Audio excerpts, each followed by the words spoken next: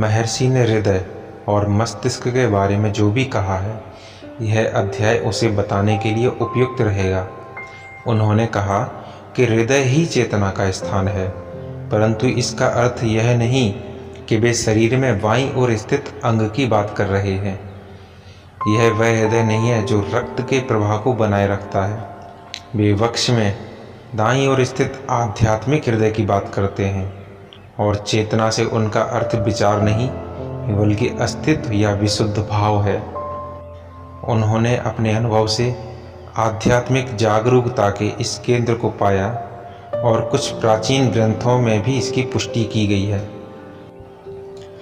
जब उनके भक्तों को हृदय पर ध्यान केंद्रित करने का निर्देश दिया जाता, तो वह दाईं ओर स्थित आध्यात्मिक हृदय के बारे में कहा जाता था। वे इसे चेतना के भौतिक स्पंदन के रूप में अनुभव कर सकते थे।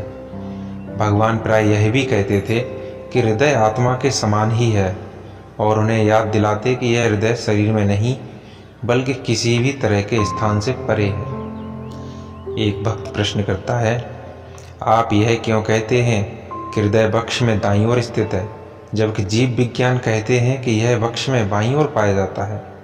आप किस संदर्भ के आधार पर यह कहते हैं? भगवान ने उत्तर दिया, वक्ष में बाईं ओर स्थित अंग को कोई नहीं नकार रहा, परंतु मैं जिस हृदय की बात करता हूँ वह वक्ष में दाईं ओर है।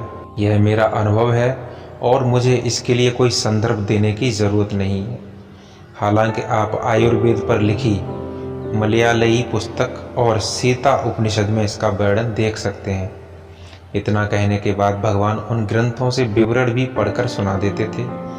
कई बार यह सवाल पूछे जाने पर वे बाइबल से भी उद्धृत देते, जिसमें कहा गया है, बुद्धिमान व्यक्ति का हृदय दाईं ओर तथा मूर्ख व्यक्ति का हृदय बाईं ओर होता है।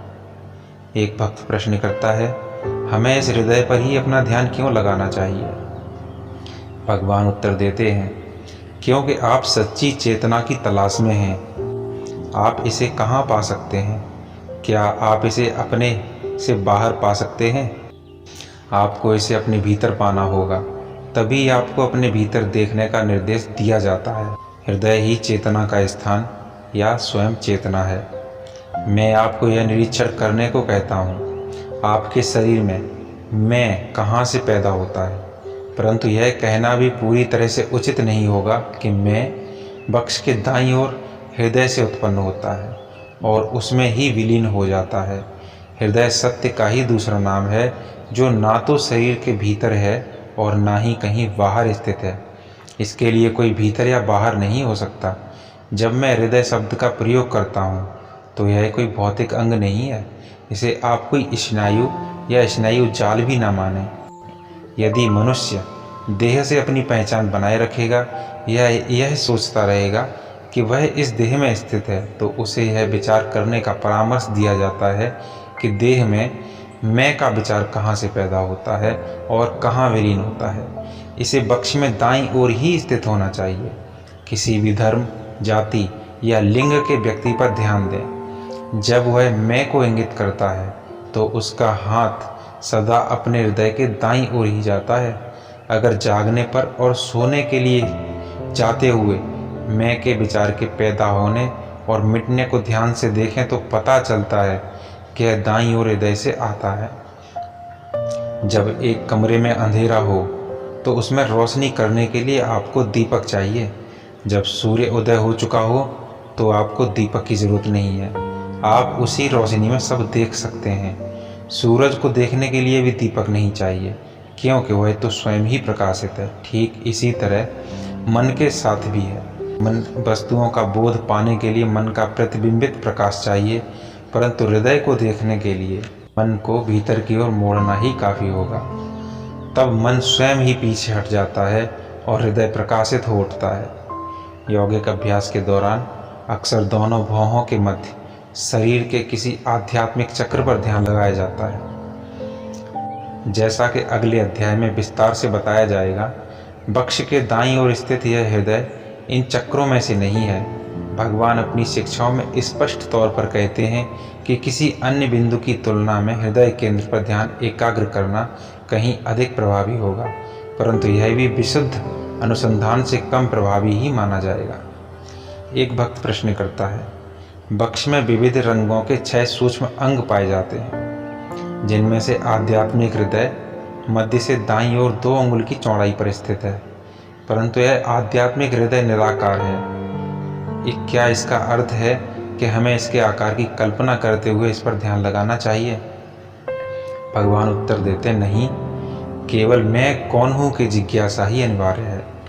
यह सोने और जागने की अवस्थाओं के दौरान निरंतर बनी रहती है, परंतु जागने पर अप्रसन्नता सामने आती है और इसे दूर करने का प्रयत्न होने लगता है। जब यह पूछा जाता है कि नींद से कौन जागता है, तो आप उत्तर देते हैं, मैं। आपको इसी मैं को थामे रखना है। यदि आपने ऐसा किया तो वह शाश्वत सत्ता स्वयं आपके आगे प्रकट होगी। सबसे अहम बात यह है कि आपको आध्यात्मिक हृदय पर ध्यान एकाग्र नहीं करना, आपको मैं का अनुसंधान करना है। भीतरी और बाहरी जैसा कुछ नहीं है। दोनों ही शब्दों का एक ही अर्थ है या कोई अर्थ नहीं है।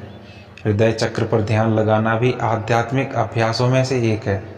जो हृदय पर ध्यान लगाता है, केवल वही मन की निष्क्रियता और विचारों के मिटने के बाद भी सजग रह सकता है।